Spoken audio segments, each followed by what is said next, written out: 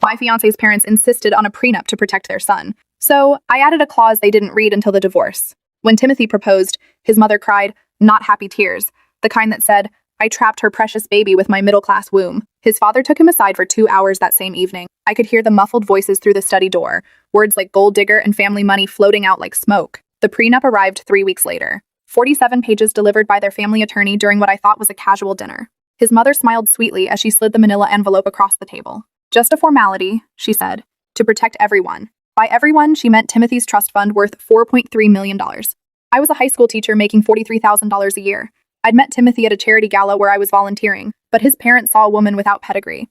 I read the prenup that night. If we divorced, I'd get nothing. Not the house, not the cars, not a penny. There was even a clause about children, stating Timothy would have primary custody since he could provide a better life. My father had been a contract lawyer before he died. He'd taught me to read the fine print always, he'd say. People bury the truth in the details. So I hired my own attorney, a shark from downtown who specialized in family law. We added my own amendments buried in Section 12, subsection C, paragraph 4.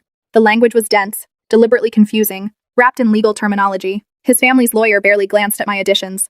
Why would he? I was the one being protected against. We married in June. His mother wore white to the wedding. We moved into the house his parents bought for us. I kept teaching. His mother suggested I quit. You're a wife now, she said. Focus on that. Timothy worked at his father's firm. Some nights he'd come home reeking of scotch. Other nights he wouldn't come home at all. The first time I found the texts, I said nothing. The second time, I took screenshots. By the third time, I had a folder. 2 years in, I filed for divorce. His mother called 16 times before noon. His father showed up at my school, disrupting my class.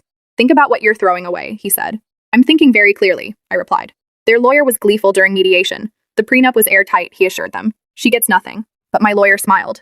Then he slid a document across the table. Your prenup? He said specifically, Section 12, subsection C, paragraph 4. Timothy's father put on his reading glasses. His face went from smug to purple. What the hell is this?